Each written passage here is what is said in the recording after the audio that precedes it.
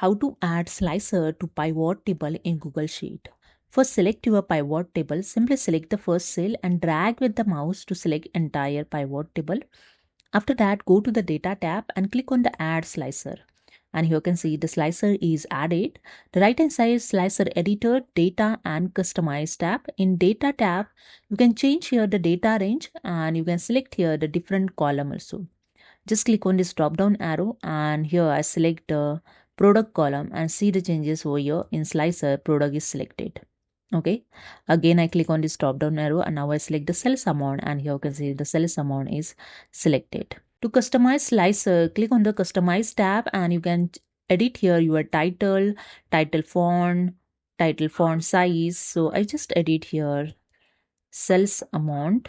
You can see here changes. I select the different font.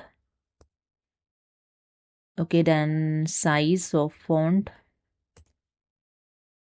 text color also you can choose here, and that's it. You can choose the background color also here.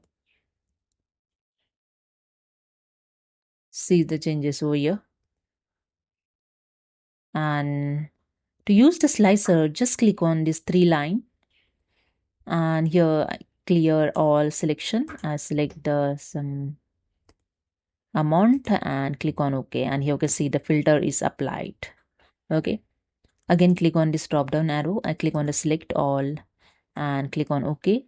So that's it. This is a way you can use the slicer in pivot table in Google Sheet. If you like these, please subscribe. Thank you.